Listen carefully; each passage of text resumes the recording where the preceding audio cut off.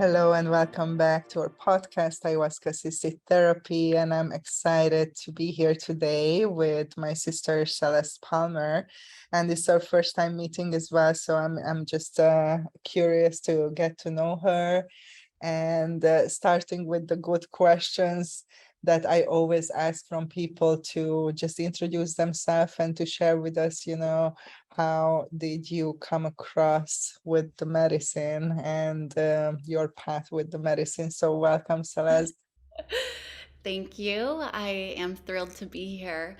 And yeah, that's such a great question. It's also a really big question.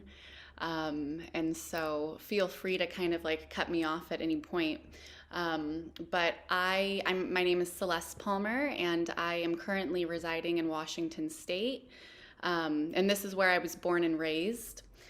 And so I'm back here kind of for the time being. And I came to working with ayahuasca almost 5 years ago now at a really pivotal moment in my life. It was my Saturn return, and I was going through some really big transitions.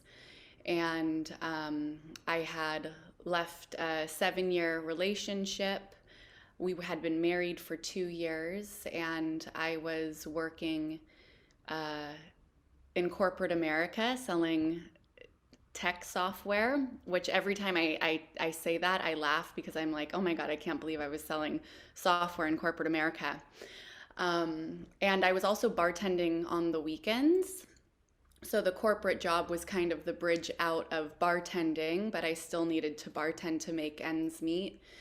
And after my relationship had ended, I remember walking into my day job, and I could just feel like this stifling of my energy. And I sat behind my desk and I thought, I can't do this anymore. And I don't want to do this anymore. I just had this really deep knowing within my being that there was something more to life than my current experience. And so in that moment, I decided that I was going to quit my job. I didn't know how yet, but I was going to quit my job, and I was going to fulfill a childhood dream of traveling. And so within, I think, 4 months, a series of events happened to where I was able to save up enough money to quit my job and to leave my city. I had sold most of my things. I had sold my car. I broke my lease, and I decided I was just going to travel. And I didn't know what I was going to do, but I was going to start in Mexico. And right before I was living in Austin, Texas at the time, and right before I left Austin, I met a man, and he randomly started talking to me about he had Cambo scars on his arm. And he and I just started talking, and he started to share with me how he went to the jungles of Peru, and he had been working with ayahuasca. And that was the second time that I had heard about ayahuasca. I actually almost sat in a ceremony randomly in Costa Rica a few years prior with my previous partner. And we were on our way to the ceremony, and the GPS was going haywire. We got lost. We got stuck in city traffic, and we decided 45 minutes before the retreat that we just weren't going to do it. Um, and now in hindsight, I can see why, because that wasn't the experience for me. That wasn't an alignment with me.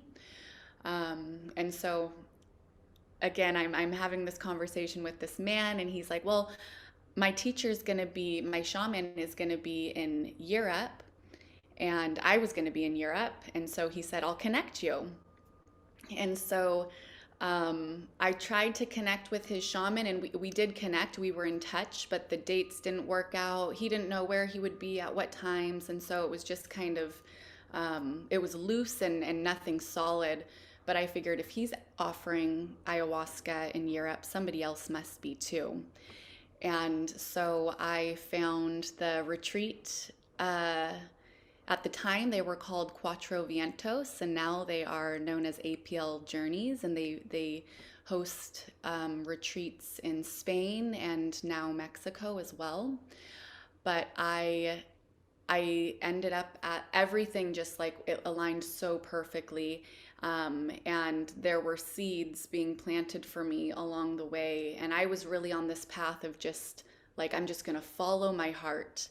I'm going to walk on the green lights and I'm going to pivot on the red lights and I'm just going to go with the flow.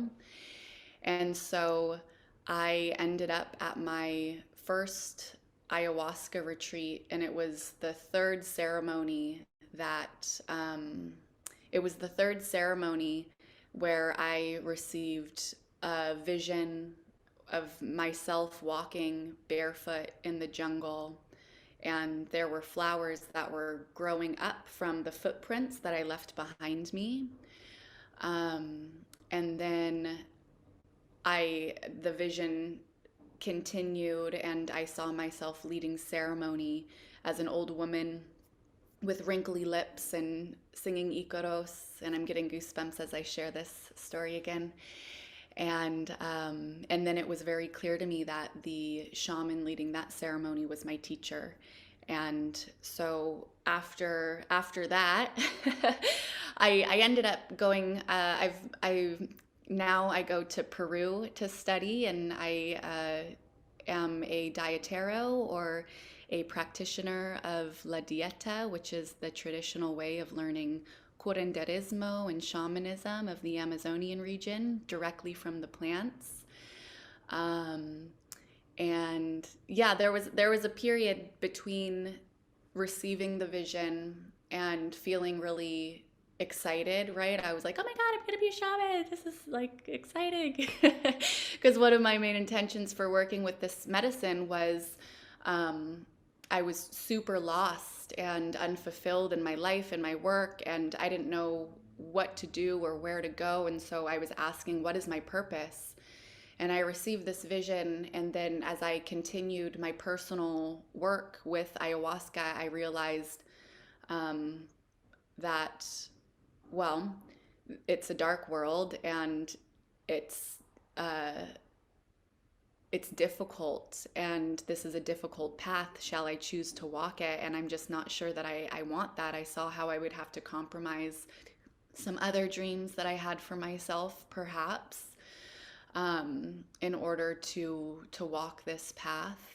And so it took me a couple of years before, as well as like my own the beginning of my healing, which was really unlocking the deepest core wounds that were still hurting within me, that were preventing me from greater aligning with the vision that I had received. Um, so that's a short story. That's a short version of the story, which I know is still Wow, quite long.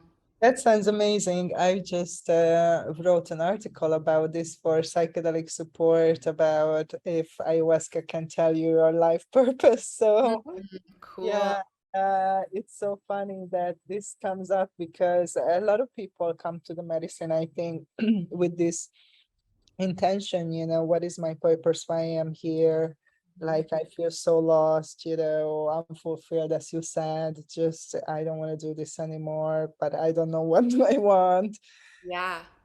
Please show me. And many times, like oftentimes, people don't get a vision like that. This is kind of less likely to get a clear vision like what you received. It's normally more symbolic, and oftentimes people just get to see the obstacles that are blocking, the higher expression or alignment, as you said, but not necessarily such a clear vision. And I think everybody wants that vision. Everybody goes with that, yeah, I'm gonna be shown like that, like loud and clear, like no mistake what is going on here. And that's really beautiful experience when that happens. But for a lot of people, it's not necessarily like that. So, okay, so you received this vision, and I'm sure people, like a lot of people, want to know that how did this look like in practicality, that you just like moved to Peru? What kind of language did you communicate with the people over there? Like, and just like, how did you move from that totally mainstream world and life to this like very alternative, you know, Hmm. way of being, so Yeah. to say? Well, so the retreat that I had arrived at, I also began collaborating with them. I was working with them, and so I was providing meditation and yoga at their retreats, and then I was also sitting in on the ceremonies to learn how to facilitate, to help facilitate. And so it evolved in that way, and so that became my work, and I would go to Peru about, well, so my first trip into Peru was in 2019, and the first diet that I did was a 20-day plant diet. And so the dieting process, for people who don't know what it is, it's again the traditional way of healing and learning curanderismo or shamanism. And but not everybody goes to the dieting process to learn, although learning takes place and healing takes place. Many people go for deeper healing. So ayahuasca is a medicine of the psyche. It's a visionary plant, and it's it's a medicine for the psyche. And also it helps, as you know, to clean the stomach of parasites, and so it also cleans the energetic bodies of parasitic energy. um, but ayahuasca doesn't really, other than that, it doesn't really address physical ailments. And so there's hundreds and thousands of other master plant teachers that carry medicine as well.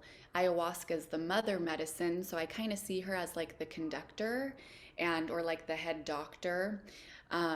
And the rest of the medicines or the rest of the plants, these master plant teachers, they also carry medicine, maybe for the body. They have personalities. Their spirits have fun or unique personalities. So each plant is like, it's like us, we're all unique in our own way, and we carry our own medicine. And so, So um, can you share an example, for example, what kind of plant you dieted, and what did you learn from that experience? yeah. What I found is that the plants are really just like ayahuasca. Ayahuasca meets you where you are and will teach and show and guide and heal a person in a unique, personalized way. And so, um, I've the first diet I did was with chuchuashi and une de gato. So chuchuashi is a tree and une de gato is a vine, and chuchuashi helps it's a tonic, and it tones the reproductive organs in both men and women. And it can balance, tone, and regenerate, um, and revitalize the reproductive organs as well as the libido. And so for me, that was my first diet. And it was really just kind of like dipping my toes in the water. It was really an introduction into this world. Um, and it's much different than an ayahuasca ceremony. These are non psychoactive plants. And so it works really slowly, so slow that it feels almost as if nothing's happening to a certain degree. And then the deeper you go into the dieting process, it's this process of emptying ourselves. So there's different disciplines that are being practiced. You're living in isolation, you're not talking to anybody, you're eating really simple foods. So white rice, boiled plantains, grilled river fish, a particular fish. So it's sustainable foods, but really neutral, to where it creates, through the other disciplines of being in isolation and not consuming information, other people's ideas, other people's energies. Um, and stimulating foods, we create an open channel to bridge our energy with the energy of the plant to where the plant can now teach us, or we can just, we're resonating with the plant. We can hear the plant, we can feel the plant, we can sense the plant. And so for me, during the day, it's pretty subtle, and it's just like today or any day. And then it's at nighttime when I go into the dream world where the plants will begin to teach me or heal me or show me things or um, so my first plant diet, there was a lot of like kind of dark dreams that I was having. There was like mafia and mobsters and weird things that were happening. I had an abortion in the dream, not in real life, but in the dream, there was this experience of me being pregnant and then having an abortion. And symbolically, it was me. Um, well, the plant that I was working with again was chuchuashi. And so there was a purification happening of perhaps stuck energy in my reproductive system that needed to be cleared in order for me to begin to heal. So it was really like symbolic and kind of twisted and distorted. Another dream that I had was a really, I mean, this was just a fascinating dream. So I, it was myself and I was babysitting a little girl. And later I realized that that little girl was like my inner child. And we had a new neighbor move in, and he was a gentleman and he was really sweet and kind. And he invited us over for dinner. And so well, at first we were scared. We were like, oh my God, there's a neighbor here. And so we hid. And he came and he found us. And he said, why are you hiding? Like, everything's fine. Come on out. I'd like to have you over for dinner. And the man in my dream was a father or a good friend of my father's in real life. And so in my dream, I recognize that this person is safe and I can trust him. So I followed him into his house, the little girl and I. And when we came into his house was really familiar. There were Pacific Northwest Native American art all over the walls, and there was a cookbook on the counter, and it was my grandmother's writing. And there was a note that said Gary on the counter, and I thought, that's my father's name. My father's name is Gary, who has passed. But all of these things were really symbolic of things that are familiar to me in my life and things that represent home and family. And so I was building rapport in this dream. And so he began to take us on the tour of the house, and the house was like the outer room, and then it would spiral inward. And so the rooms would go deeper and deeper, which was kind of like symbolic of going deeper into the dieting process. So he was walking us into the rooms, and we got to a certain room, and I felt afraid for whatever reason, I'm not sure, but the little girl and I, we grabbed hands and we ran out, and I woke up. And so I shared the dream with my teacher, and he was so excited. He was like, bien, Cele, bien. He calls me Cele. And it was symbolic. And so it was symbolic of the characters that were being played in the dream. They were representing the spirit of the plants. And they were telling me that it's okay, that I'm safe, that I have neighbors, there's other people here with me, and that it's safe for me to go deeper. Um, and just like in life or healing, but especially in the dieting process and related to this story that I'm sharing, is that we'll only go as deep as we are ready to go. And really, we need to cultivate that trust within ourselves in a really organic way. So we can't rush it. And in the dieting process, it's really clear we can't rush it. We can't fake it. We'll only receive new information or deeper healing to the degree that we can surrender and trust the process. Yes, that's very well said. Thank you. So, can you share with us a little bit? Because I think a lot of people would be confused. What is the difference between being a curandero that is using a lot of different plants versus being an ayahuasquero, like a person who holds, the ayahuasca ceremonies? And what is like, what is your calling, what you're more called to do, and why? Yeah. So, curandera in or curandero it's a healer, and so they have cultivated a relationship with many medicines, many plant medicines. The jungle is like the pharmacy. And so a curandero is somebody who works with many, many plants. A palero is somebody who works with trees. Um, Oftentimes, a curandero and a palero, a curandero works with trees, and a palero also works with plants.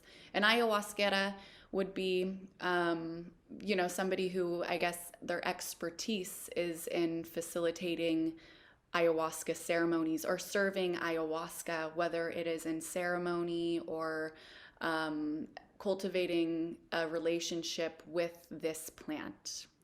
And there's also tobaceros who work with tobacco or mapacho, right? And so that is somebody who just has a really um, perhaps more a stronger connection, a deeper connection with that one particular plant. Anybody who is serving ayahuasca, at least traditionally and ethically, would be somebody who has undergone the dieting process, um, and who has received the initiation. The dieting process, again, it's this process of emptying ourselves first and then filling ourselves up with the frequency of these earth medicines while cultivating and bridging a relationship with these earth medicines, these sacred earth medicines. And so um, there's so and in ceremony, anybody who has sat in a traditional ceremony knows that the shaman is singing Icaros or sacred medicine songs. And Icaros are songs that have been received by the shaman in the dieting process by the plant. So the plants deliver the song to the dietero during the dieting process. And then sometimes they come outside of the dieting process too. Once you're a little bit further on the path, it can come like more organically in ceremony, but more or less they are received during the dieting process. And so when the shaman is singing these songs, they are singing to the plants and they are singing to God, to invoke the spirit of these doctorcitos, the plants of La Selva, to come into the ceremonial space to facilitate the healing. And so the shaman just acts as a channel or a vessel to orchestrate the ceremony. And for a traditional proper ceremony, it is the shaman or curandero, the icaros, and then the medicine. And so the icaros is what carry the journey for the participant to move through their healing and receive whatever guidance and teachings the medicine has for them. For me, I really resonate with curandera, and I feel, well, so part of my story, and it's really only made sense, like in hindsight. So again, like I had to walk a particular depth of my path in order for certain things to reveal themselves to me. And in the revealing of that, I can see into my past why I underwent some of the most trialing experiences of my life, which really were preparing me all along for this purpose to to walk the path of curanderismo, where I am being prepared um, to help children and their families heal from cancer. And this is part of my personal story because my twin sister, Caitlin, when we were 9 years old, she was diagnosed with leukemia and she passed away when we were 13, which was really kind of like the beginning of my story. But I was really wounded for a long time and dissociated and rebellious and quite lost, and until I had to wake up, until it was time to wake up. And so my divorce was kind of like the big, like the release of the cap or the valve that really just opened me up and had me in this place where I felt like there was no other choice. I must do something different. And now that I have, undergone the dieting process to a certain degree, and for me, like the healing, a lot of the healing takes place. So, like my ceremonies with ayahuasca, like you said, like these visions of my future. I do a lot of future tripping in my ayahuasca ceremonies. There's a lot of like inspiration and guidance and assignments that I receive. There's also like higher solutions that come through, or a revealing of some core wounds that are still needing to be tended to and transmuted and integrated and worked with and all of that stuff. But it's rare that I go into the past. And so um, for me, a lot of it's like, oh, the healing takes place well beyond the ceremony itself. The ceremony is really just the beginning, and the work begins outside of ceremony. This is when it's like boots on the ground. Now I have to look at everything within me that is in dissonance or out of alignment with this vision that I've received. And so, what do I need to let go of? What do I need to heal? What do I need to integrate and see and upgrade in order to align my now self with this vision so that I can carry this medicine with just immaculate integrity and purity? Because again, it comes through me if I'm holding space in ceremony, or the shaman's holding space in ceremony.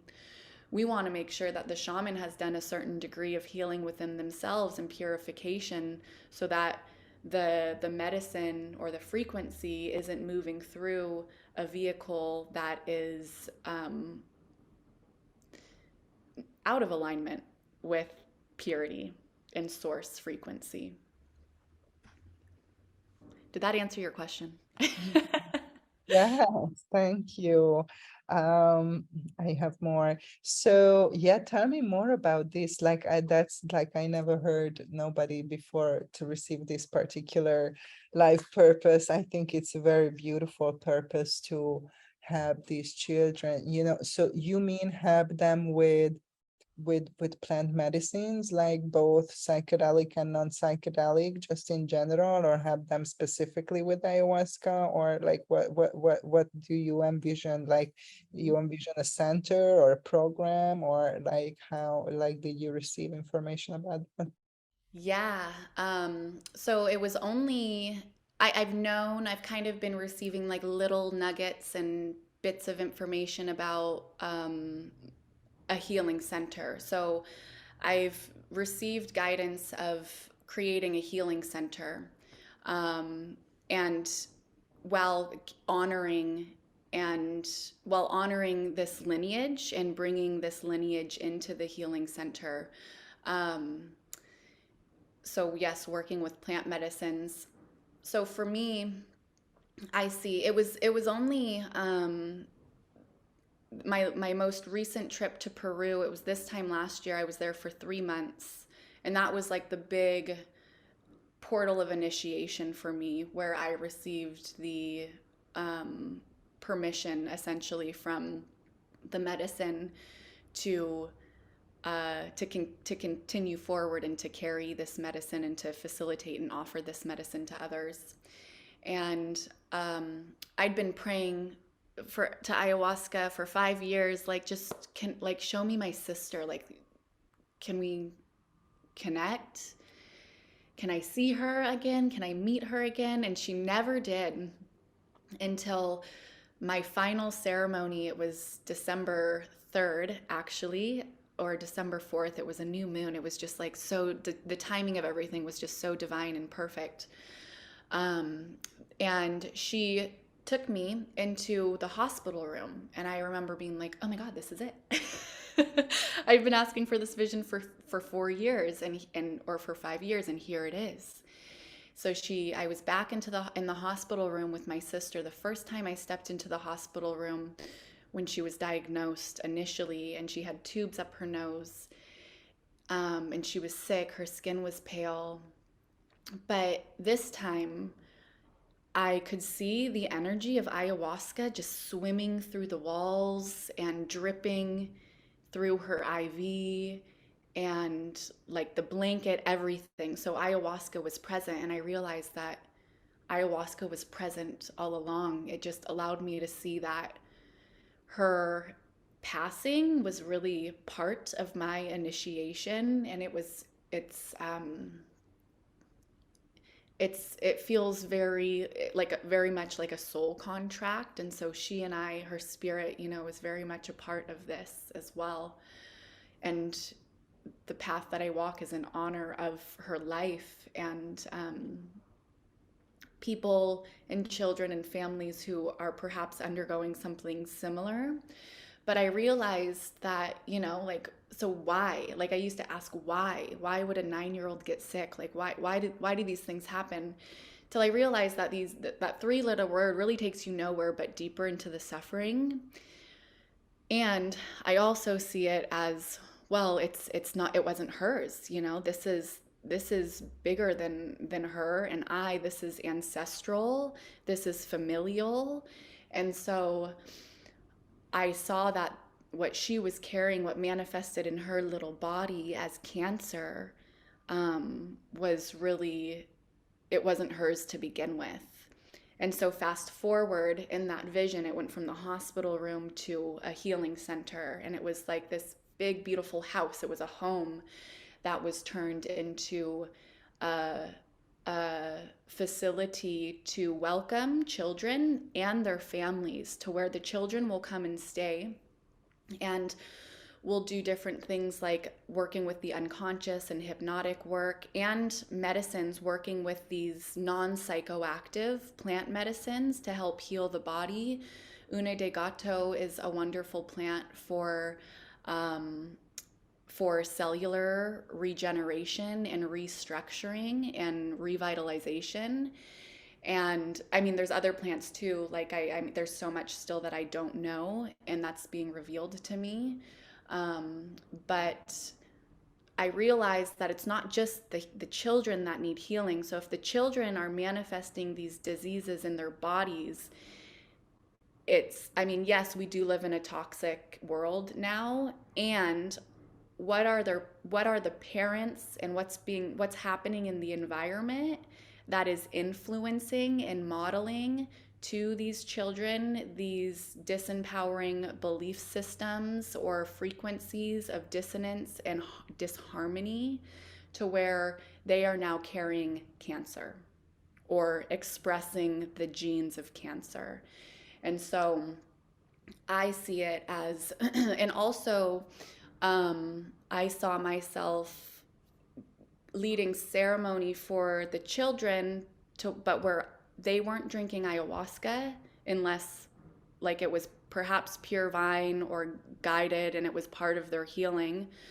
But it was in a really, so the more further back in time, before Westerners and everybody was drinking ayahuasca and the brew that contained these two components, the shaman or the healer would facilitate the ceremony and the participant would just receive the icaros, the healing medicine songs. And so they wouldn't drink any medicine, but the curandero or the shaman would. And in the drinking of the medicine from the shaman would receive a diagnosis of the patient, what needs to happen next. So they would receive a diagnosis and they would receive a protocol as far as what plant they need to drink. Maybe they enter into the dieting process, how long do they drink the plant, etc. Other things that need to shift in their lives to support the medicine work. And so this is the vision that I have and that I see is to, yes, sit with children in ceremony, but without the children drinking the medicine, because they'll still receive the frequency of the icaros and the songs in that way. All right, thank you. So, can you say a little bit more? Because I know a lot of people who go with the ayahuasca and then they receive, similar insights that they are called to serve the medicine, so which lineage you work with and what kind of training you went through and who did give you permission to actually serve the medicine and carry this medicine? Yeah. So my teacher, he studied with the Shuar tribe, which is close to the border of Peru and Ecuador. And so that's who I have studied with. That would be the lineage, if you will. And I received permission from my teacher to facilitate this medicine as well. And really, and then also like receiving the guidance through my own practice, the dieting practice, um, and then checking in with myself as well as my teacher, like, this is what I'm receiving, this is what I'm hearing, is this appropriate, is it time, right? Like, and so receiving the confirmation from him that yes. And so also the way that I am being guided to facilitate the medicine is, there's a lot of like preliminary work that I facilitate for. I'm primarily working with women at this point, where we are doing integrated breakthrough work. So I work with the unconscious mind. So we're addressing traumas and big emotions. And so we're doing months of work prior to prepare ourselves emotionally, psychically, or mentally, physically, in order to sit in ceremony in this way, as well as ongoing work afterwards to integrate so that we can optimize the work that we're doing with these plants versus just like sitting in ceremony, receiving the visions, and now we return to life and nothing changes unless something changes. Um, and so, yeah. Yeah, I wanted to ask you about that because, yeah, you said that the real work starts outside of the ceremony, and that's very true. That what kind of tools and practices do you use to support yourself and support others in this work? And yeah, and where did you learn them? Yeah. So, um, well, yeah, when I first started, like my ceremonies have, for the most part, really been blissful. I've had a couple of ceremonies where they were really perhaps scary. Like, for example, one time I thought I was never coming out of this state. The sun was never going to rise ever again, and I was going to be stuck in darkness until I chose to get out of darkness, but I didn't know how. Um, and so that was a real big, that was early on. That was my seventh ceremony. And that was a big teaching and a humbling experience as far as like, okay, you are working with a very serious medicine, a very powerful medicine, and you need to experience sort of the spectrum of this medicine, and cultivate, deeper rapport and deeper respect for this medicine. So outside of ceremony, like my ceremonies were really beautiful and for the most part really benevolent and wonderful and deeply healing. And then I would step out of ceremony and life would continue. And I was extremely reactional, highly triggered. I was like, I was just like any minute boiling over. And I was in the perfect environment to trigger all of my deepest insecurities and my core wounds and these things that, like, I didn't think that I was traumatized. I had a really wonderful upbringing in life, and um, even the passing of my sister, I didn't label that as trauma because of what society was talking about what trauma was. And so, like, I didn't really think that I had that much to do or to heal from, if that makes sense, until life started to continue. And again, I was just like, I was highly triggered and very reactional. And I felt like I was losing my mind at times. I didn't feel like myself. And it felt like really intense. I was under a lot of pressure. My inner world was under a lot of pressure. But I didn't have the understanding or the tools or the support to recognize what was happening. Nobody in my community had worked with ayahuasca in this way.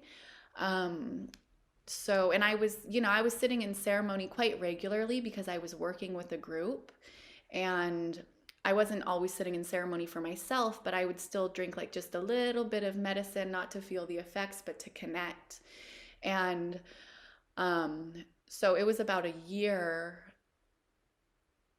under that pressure, maybe even a little bit longer. I had gone to Peru twice for the dieting process, and then and I knew that I wanted to help people integrate their ayahuasca experiences. So I was looking for certifications and things like that. And this particular certification came into my awareness, integrated breakthrough coaching.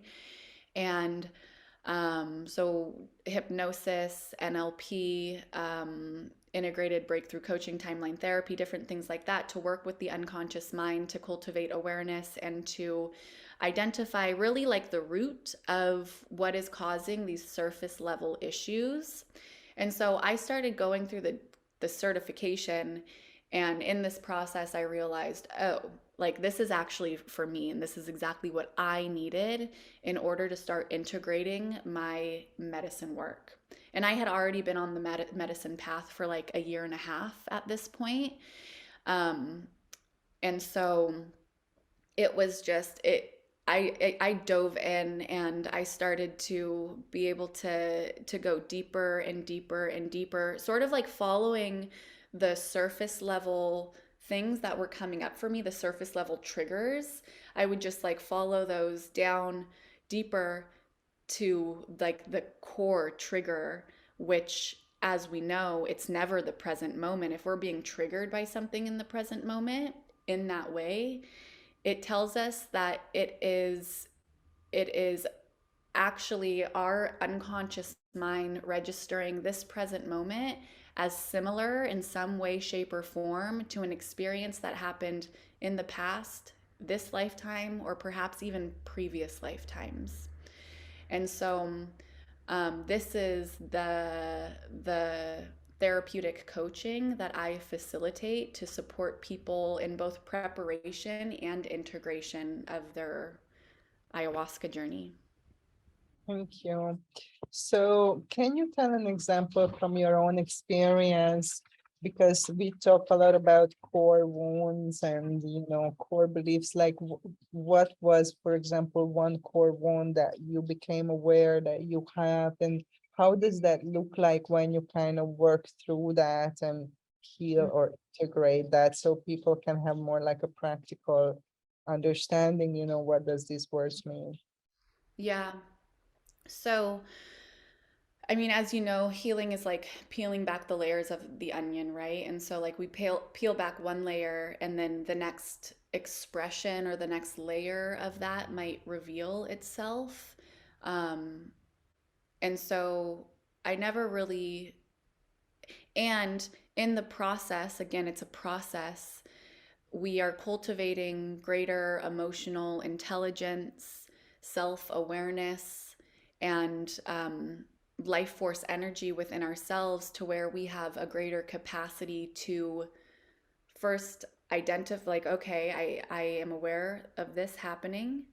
I am now, I have the energetic capacity to sit with it or observe it, right? Without reacting to it or engaging with it or perpetuating it, just simply observing it. And then we get to the point to where we can,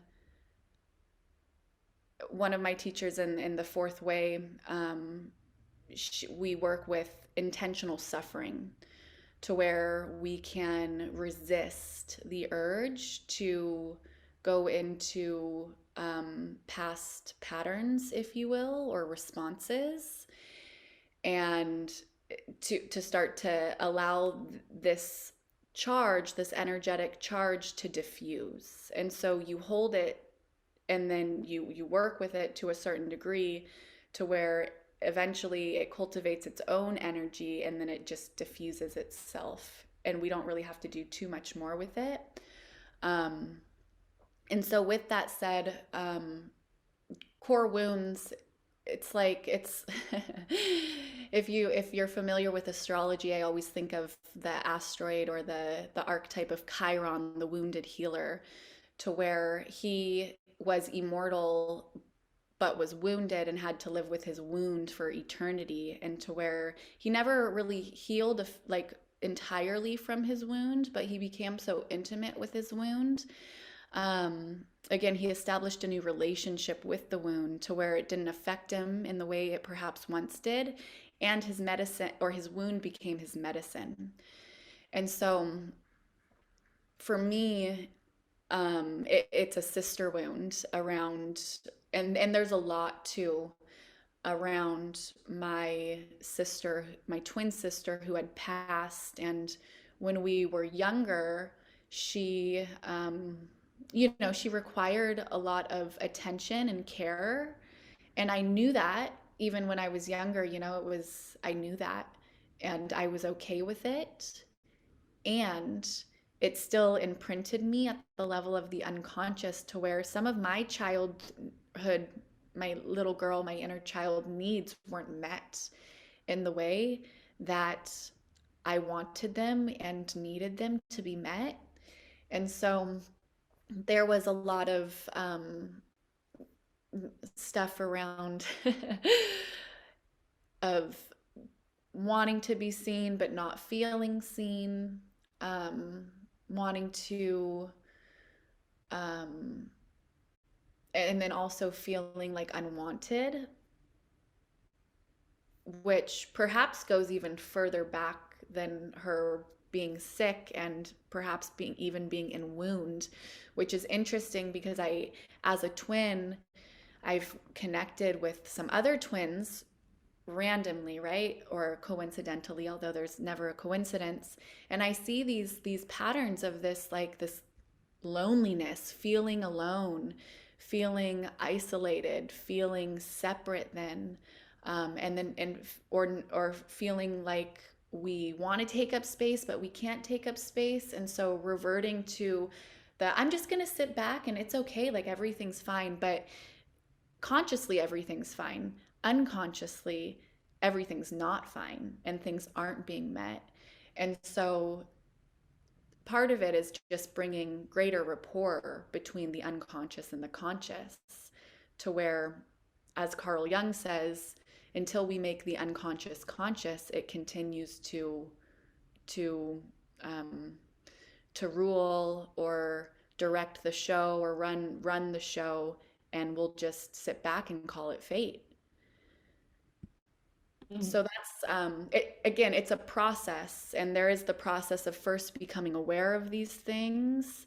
And typically, we can become aware of these things by looking at the activation or the trigger and then following that.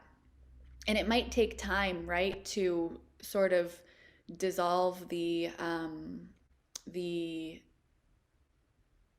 the charge that it has so that we can sit with it in a way to where we can see it more clearly or observe it in a way that's going to lead us somewhere deeper.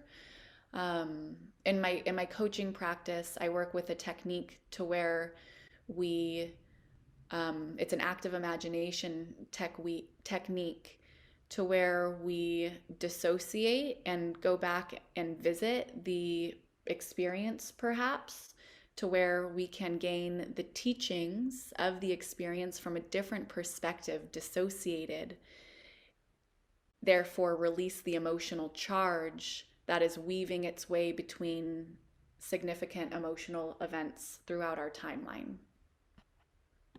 Thank you.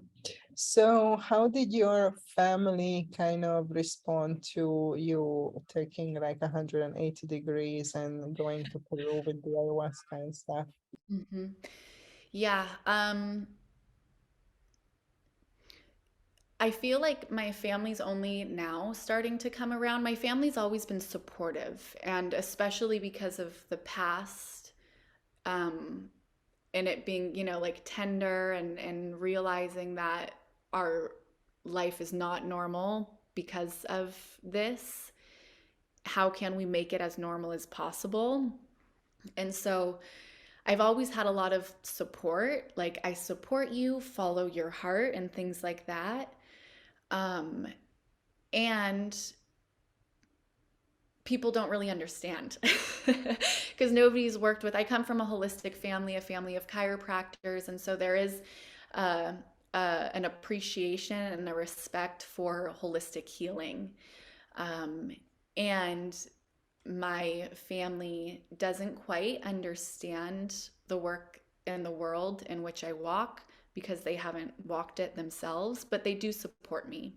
And now I feel like I have reached a point to where they can see, like, there was a pocket of time, it's like the disintegration before the integration, where the emotions are coming up, and um so the unraveling, right? And it can be a little bit disorienting and it can be a little bit confusing for the person. And so you can imagine the family who's watching this happen might feel concern for this person. Um, and I was so devoted to this path and I had so much trust and still do that it allowed me to persevere. And um, and now I've reached a point to where the people who were once concerned, they're seeing that, oh, like it's like she's happier, she's healthier, she is more alive, like she's different. I even look different. And they're starting to see how, so now they're starting to have greater trust because I've reached, I feel, a certain point on my path to where they can also see the progress that I've made. Mm. That's wonderful. Good to have the support of the family. Absolutely. So, yeah, where can people reach you who want to possibly maybe work with you or experience, what you're offering? Like, just tell us what you're excited about right now. Yeah, so I am most currently I'm undergoing a website update, and so my website does not reflect me today. It's about 2 years outdated. It's celestepalmercoaching.com. And then I'm also on Instagram at Celeste Palmer, just my name. And I am most excited about this beautiful offering that I feel, is being created through me for a really particular person. And it is called The Serpent and the Rose, where we are weaving sacred plant medicine, specifically ayahuasca, with Sophia Christ consciousness and the divine feminine. And so this is for women who are feeling stuck or stagnant, women who know deeply in their being that there's more to life than their current experience, people who are really ready to commit to their healing path so that they can greater embody their higher purpose, their sacred sovereignty, their divine truth.